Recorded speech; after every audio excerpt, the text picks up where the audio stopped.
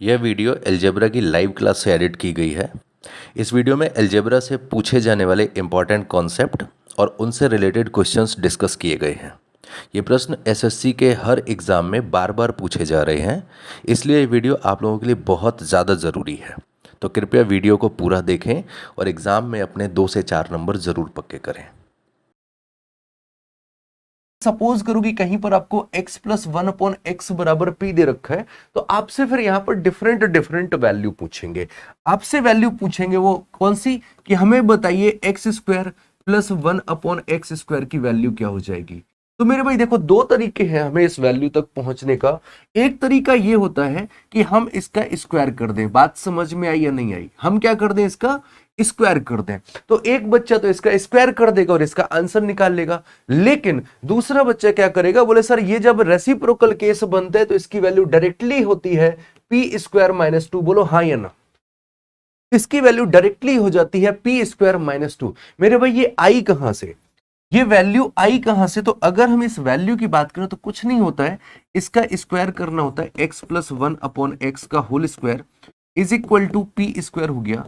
अगर हम इसका ब्रैकेट ओपन करेंगे तो ये हो जाएगा x square plus one upon x square और प्लस का twice into x into one upon x and that is equal to p square. मेरे भाई एक बात समझना, एक्स से एक्स कैंसिल हो जाएगा, ये कैंसिल हो गया और ये बचा हुआ जो प्लस का दो है अगर उधर जाएगा तो माइनस का दो बन जाएगा एंड आपके पास रिजल्ट आ जाएगा। तो बेसिकली आती ये सारी चीजें ऐसे ही है। हमें क्या करना है, हमें इतना डिटेल नहीं जानना है, हमें डायरेक्टली रिजल्ट दिमाग में रखना है। बात समझ गए या नहीं? यस और नो? बात समझ में आई? अब इसी तरीके से अगर यहां पर इसने पूछ दिया कि भाई क्यूब का बताइए कि x cube plus one upon x cube कितना हो जाएगा, तो अगर वो x cube plus one upon x cube पूछ रहे हैं मेरे भाई, तो ये हो जाएगा पी क्यूब माइनस का थ्री पी। ये ध्यान रखिएगा, इनका अभी यूज होगा, ये चीजें ध्यान रखिएगा। इसी तरीके से अगर फॉर्मेट है x minus one upon x is equal to p, तो मेरे भाई देखो जब स्क्वायर की बात आएगी, जब स्क्वायर की बात आएगी तो जब स्क्वायर करते तो ये तो ऑटोमेटिकली प्लस का हो जाता है ना। तब भी यहां पर आपसे यही पूछेंगे कि x square plus one upon x square that is equal to p square plus to.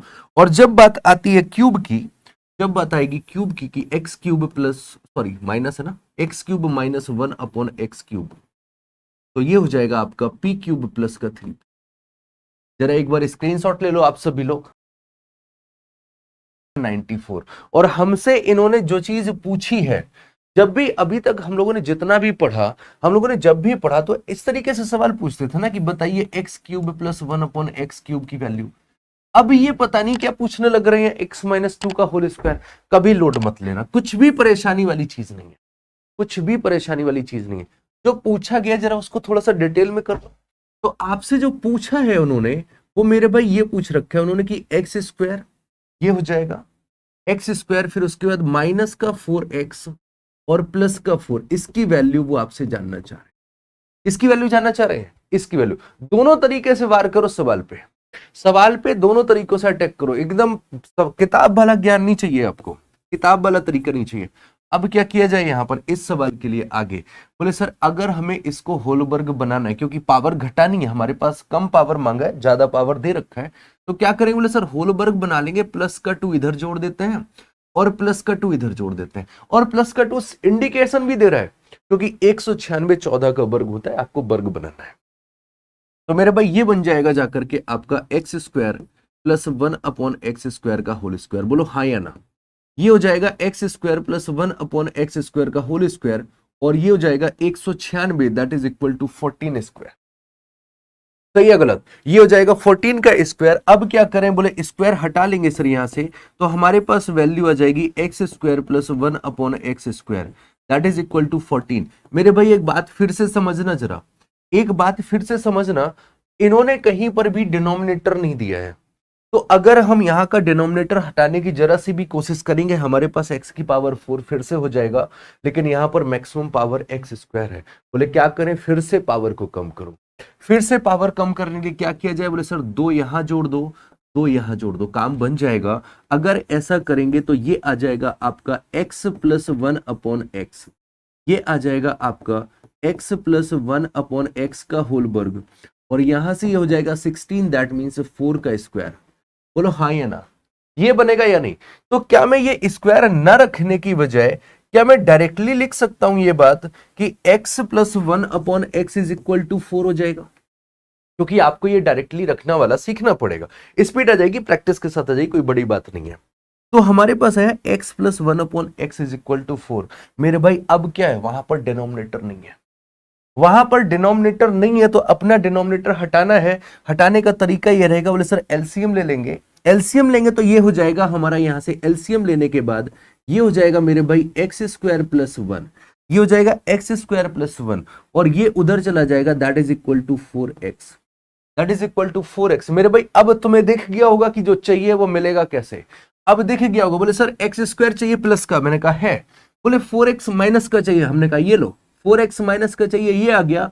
1 को इधर भेज देंगे मेरे भाई, तो एक्स स्क्वायर माइनस का 4x that is equal to -1। बोलो हाँ या ना? एक्स स्क्वायर माइनस का 4x that is equal to -1। तो बस आपको इसकी वैल्यू रखनी है यहां पर -1, और ये है प्लस का 4। So required answer is equal to 3, option D correct है। बिल्कुल सही आंसर जितने भी बच्चों ने भेजा हुआ। वाह, ये सवाल बेहतरीन है। इस सवाल को समझाने से पहले कुछ कॉन्सेप्ट सीखो। कॉन्सेप्ट क्या? एक फॉर्मूला सीखो। आप सभी लोगों ने ये फॉर्मूला पढ़ रखा है, जरा बताओ सभी लोग, ये फॉर्मूला सभी को आता है या नहीं? A cube plus b cube plus c cube and minus का 3abc। भाई बहुत ज्यादा इंपॉर्टेंट फॉर्मूला है एसएससी के हर एक एग्जाम के पॉइंट ऑफ व्यू से, क्योंकि कोई भी एग्जाम हो इस फॉर्मूले पर वो सवाल पूछने की कोशिश जरूर करते हैं मेरे भाई, है ना? तो आप अच्छे से इस फॉर्मूले को दिमाग में रखना, और इसको किस किस तरीके से यूज कर सकते हैं वो सारी चीजें मैं आपके सामने आज डिस्कस कर दूंगा, जिससे कि इस फॉर्मूले से रिलेटेड कोई भी प्रॉब्लम उन्होंने पूछी तो आप वो फाइंड आउट कर पाओगे। ओके, चलिए आगे बढ़ते हैं। अब देखो इस फॉर्मूले में रहेगा क्या, ये फॉर्मूला तो हमें पता है, लेकिन अगर इस फॉर्मूले को हम परफेक्ट स्क्वायर फॉर्मेट में बनाने की कोशिश करें, अगर इस फॉर्मूले को हम परफेक्ट स्क्वायर में बनाने की कोशिश करें मेरे भाई, तो ये फॉर्मूला कुछ इस तरीके से बन जाता है, a माइनस बी का होल वर्ग प्लस बी माइनस सी का होल वर्ग प्लस सी माइनस ए का होल वर्ग। ये फॉर्मूला जो है ये इस तरीके से बन जाता है।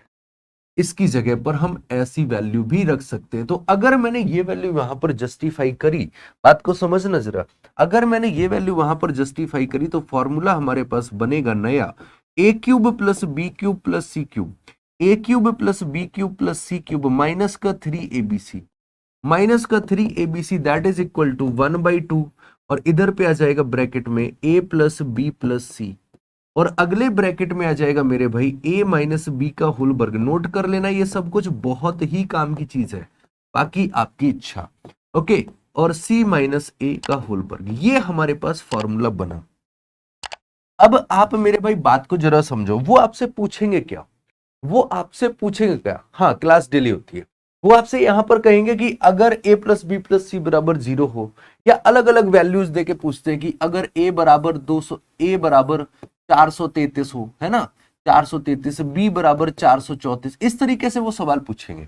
बट वो पूछना तो यही फॉर्मूले चाह रहे ना, तो मेरे भाई कुछ रिजल्ट आपके सामने रख रहा हूं। आप सभी लोगों ने एक चीज जरूर पढ़ी होगी कि if a plus b plus c, if a plus b plus c बराबर 0, तो आप लोग रिजल्ट में यही पढ़ते हो, then a cube plus b cube plus c cube plus c cube is equal to 3abc, is equal to 3abc। Yes और no, जरा एक बार बताओ कमेंट करके, क्या सभी लोगों ने ये पढ़ रखा है या नहीं, कि अगर उन्होंने a plus b plus c बराबर 0 कर दिया तो आप कहते हो, बोले sir a cube plus b cube plus c cube बराबर 3abc। मेरे भाई जरा समझना कि ऐसा होता क्यों है।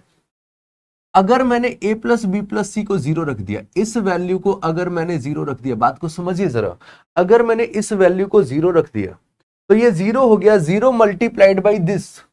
तो जब 0 को किसी के साथ मल्टीप्लाई करते तो पूरा 0 हो जाएगा, राइट हैंड साइड पूरी 0 हो गई। अब राइट हैंड साइड अगर पूरी 0 हो गई तो आप कह सकते हो कि a cube plus b cube plus c cube minus 3abc is equal to 0, और इज इक्वल टू 0 है तो ये माइनस का 3abc हमने उधर पहुंचा दिया, तो हमारे पास रिजल्ट आ जाता है a cube plus b cube plus c cube is equal to 3abc। ये क्लियर हुआ सभी को, और ये चीज आप सभी लोगों ने पढ़ भी रखी। लेकिन अब यहां से आप कुछ नई चीज सीख के जाओ कि अगर सवाल में ऐसा बोल दे कि if a cube plus b cube plus c cube is equal to 3abc, तो इसका मतलब क्या होता है, जरा मुझे कमेंट करके बताओ। कि अगर सवाल में इसका उल्टा पूछते है ना, जैसे अगर आप बोलो कि रमेश मेरा भाई है ना, तो अगर इसको पलट के बोलना है तो ऐसे भी तो बोल सकते हैं कि रमेश का भाई मैं हूं, वही तो होगा ना। लेकिन यहां चीजें थोड़ी सी अलग आएंगी। हमने कहा कि अगर a plus b plus c बराबर 0 है तो रिजल्ट आता है a cube plus b cube plus c cube is equal to 3abc। अब अगर मैं इसको पलट के बोलना चाहूं मेरे भाई, मैंने कहा कि अगर a cube plus b cube plus c cube बराबर 3abc है, मतलब इस पूरी वैल्यू का, इस पूरे लेफ्ट हैंड साइड का वैल्यू हो जाए 0, राइट। अगर मैं 3abc को इधर लेके आऊंगा तो लेफ्ट हैंड साइड हो जाएगी 0। अब अगर लेफ्ट हैंड साइड मेरे भाई 0 आई तो यहां से दो रिजल्ट बनेंगे। पहला रिजल्ट बनेगा कि हो सकता है ये वाली वैल्यू 0 के बराबर हो, इसलिए 0 हो गया हो। पॉसिबल केस है ना कि हो सकता है ये वाली वैल्यू 0 हो तो इसलिए बराबर हो, इसलिए रिजल्ट 1 हो जाएगा a plus b plus c बराबर 0। या फिर ये भी तो हो सकता है कि ये 0 ना हो, ये बड़ा वाला ब्रैकेट 0। और मेरे भाई फिर से नोट करो आज की क्लास की स्टार्टिंग ड्यूरेशन के टाइम को, कि हमने कहा था कि ये स्क्वायर है तो पॉजिटिव वैल्यू होगी, ये भी स्क्वायर है तो ये भी पॉजिटिव वैल्यू होगी, और ये भी स्क्वायर है और ये भी पॉजिटिव वैल्यू होगी। और अगर ये सारी पॉजिटिव वैल्यू जोड़ने के बाद अगर 0 बना रही है, मेरे भाई समझो, अगर ये सारी पॉजिटिव वैल्यू जोड़ने के बाद भी 0 बना रही हैं तो एक ही कंडीशन बनेगी कि इनका इंडिविजुअल वैल्यू 0 होगा। तो क्या रहेगा यहां से a minus b is equal to 0, मतलब a बराबर b, यहां से b बराबर c, यहां से c बराबर a। तो अगर ये ब्रैकेट 0 हुआ तो वैल्यू आएगी directly a plus b plus c बराबर 0। बट अगर ये ब्रैकेट 0 हो रहा है तो फिर वैल्यू आएगी आपके पास में a बराबर b बराबर। बात को समझ लो, ये दोनों रिजल्ट बहुत ज्यादा इंपॉर्टेंट है और आजकल सवाल इस पर बहुत पूछ रहा है मेरे भाई, संभल के रहना आप लोग। सवाल को सॉल्व करने के सबसे पहले हम लोग तरीके पे बात करते हैं। कॉन्सेप्ट सीखना चाह रहे हो तो अगर कॉन्सेप्ट की बात करें मेरे भाई, देखो कॉन्सेप्ट इसका है थोड़ा सा परेशान करने वाला, और मैंने एक ही चीज समझाई हुई है कि सवाल को लगाओ आसान तरीके से। ओके, सवाल को लगाओ आसान तरीके से। कैसे करना है, अब देखो इसका जरा कॉन्सेप्ट समझना क्या है। सवाल हमें दे रखा है, ये हो गया 16x स्क्वायर, फिर हमारे पास क्या है बोले सर 9y स्क्वायर, और उसके बाद में क्या दे रखा है बोले सर 4z स्क्वायर। मेरे भाई परफेक्ट स्क्वायर बनाना है, इस सवाल का मतलब ये है, ये सवाल ये कहना चाहता है कि परफेक्ट स्क्वायर बनाना है तुम्हें। अब परफेक्ट स्क्वायर बनाने के लिए ये क्या है बोले सर, ये है 4x स्क्वायर, 4x का होल स्क्वायर। तो 4x का होल स्क्वायर है और यहां पर 24x है। अगर ये 24 इधर लेकर के आओगे तो ये हो जाएगा माइनस का 24x, और चूंकि ये 4x है तो फॉर्मूला बनाने के चक्कर में हम 2 इंटू 4x कर लेंगे, ये तो हो गया 8x, और 3 और करो क्योंकि 24x बनाना। देख रहे हो ना दिमाग कितना पक रहा है, आप खुद समझ लो ना कि कितना सवाल कॉन्सेप्ट से भी लगेगा, लेकिन हमें करना क्या बोले सर, हमें परफेक्ट स्क्वायर बनाना है। तो 24x को लिखा तो हमने, लेकिन लिखने का तरीका सोचना पड़ेगा कि हमें कैसे परफेक्ट स्क्वायर बनाना है। बोले सर अब ये 3 आया तो 3 का स्क्वायर बनाने के लिए 9 जोड़ दो, राइट। अच्छा इसी तरीके से अगर हम 24y को अगर प्लस का 24y हो जाएगा इधर पे, 3y के फॉर्मेट में ब्रेक करेंगे तो ये आ जाएगा 2 इंटू 3y, और 24 बनाने के लिए हमें क्या करना होगा, 4 से मल्टीप्लाई करना है, दैट मीन्स 16 ऐड करना होगा। एंड सेम कंडीशन माइनस का यहां पर हमारे पास है 24z, तो ये बन जाएगा आपका माइनस का ट्वाइस इंटू 2z, और ये अभी 4 हुआ तो इसका मतलब 6 से करना पड़ेगा, that means 36, that is equal to 0। मेरे भाई कमाल की एक बात रहेगी इस सवाल में, इस सवाल में एक बात कमाल की रहनी है कि जब हम इन तीनों का टोटल करेंगे तो आप देखोगे कि आपका 61 ही आ रहा है। ये चीज आपकी कमाल की रहनी। क्या करेंगे बोले, अगर हम 36 और 16 को जोड़े 52 हो जाएगा, एंड 52 और 9 61, 61 ही आएगा, क्योंकि ये सवाल उस फॉर्मेट में ही दिया जाता है कि आपका परफेक्ट स्क्वायर बन जाए। बात समझ में। लेकिन यहां पर नोटिस करने वाली बात यह है कि इतना करने में आप लोग खुद बताओ कितना टाइम लग जाएगा आपको, इतना सब करने के लिए खुद बताइए कि कितना टाइम लग जाएगा। जो टैलेंटेड बच्चे होंगे ना वो कहेंगे सर हम 5 सेकंड में कर लेंगे। मेरे भाई मजाक मत करो, है ना, क्योंकि आपको भी पता है कि इस तरीके से ब्रेक करने में अगर आप प्रॉपर तरीके से कॉन्सेप्ट से सॉल्व कर रहे हो तो इस तरीके से ब्रेक करने भर में आपको 15 से 20 सेकंड लगेंगे, जबकि अगर हम एक दूसरी टेक्निक सिखाएंगे तो आप इस सवाल को बड़ी आसानी से कर जाओगे। मेरे भाई एक बात समझना, यहां से ये सवाल आपका बन जाएगा, अगर आप इस सवाल को ब्रेक करके लिखोगे तो ये आएगा 4x माइनस का 3 और इसका होल वर्ग प्लस इसी तरीके से ये हो जाएगा 3y प्लस का 4, सॉरी हाँ प्लस है ना, हाँ प्लस का 4 होल वर्ग एंड लास्ट में आ जाएगा ट्वाइस z माइनस का 6 इसका whole square that is equal to 0।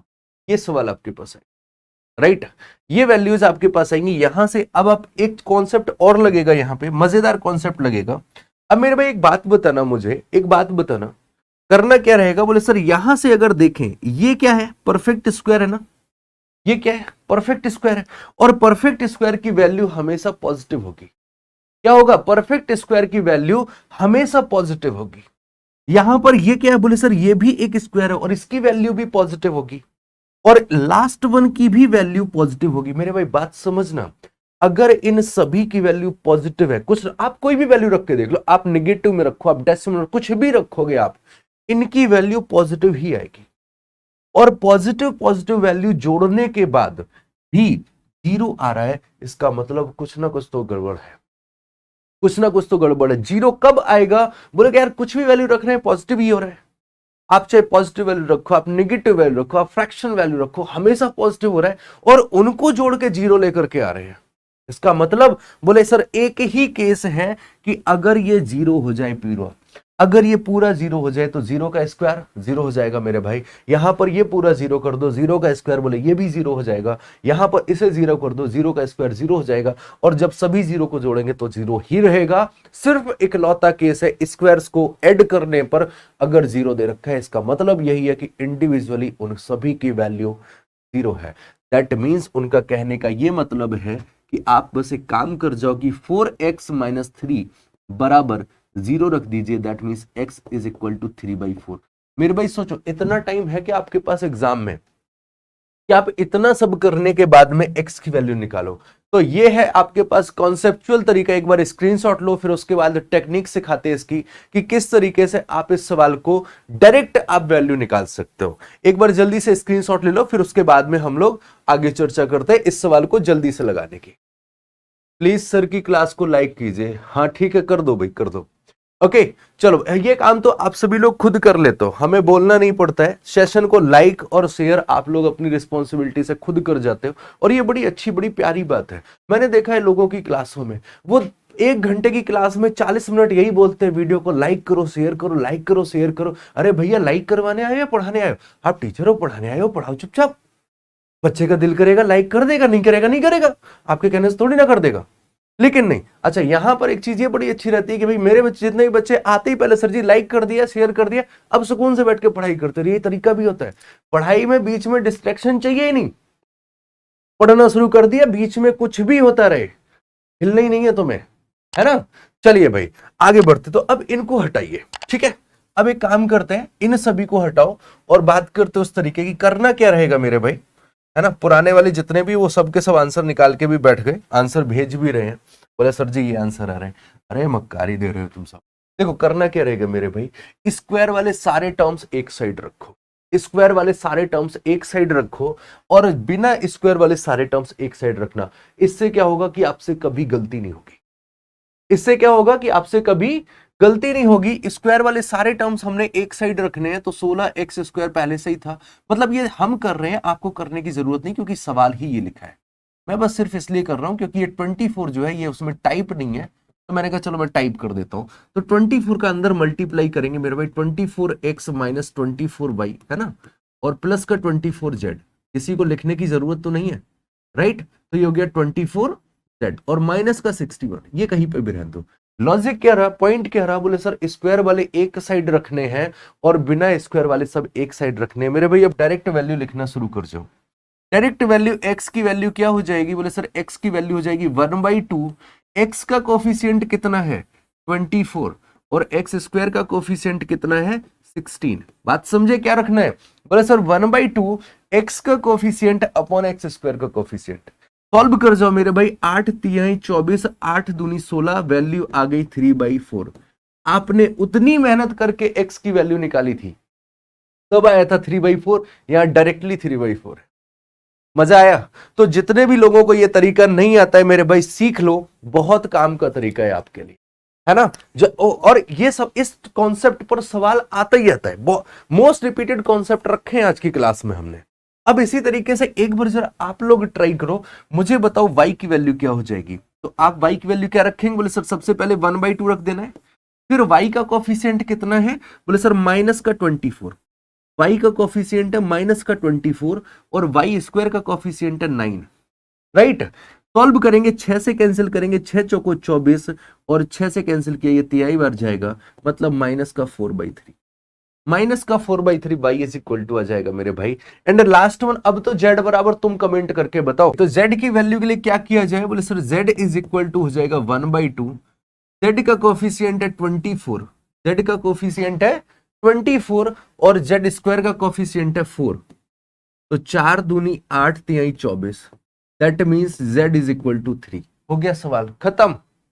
बस इतना बड़ा सवाल था, बस इतना बड़ा सवाल था और सवाल में कुछ था ही नहीं।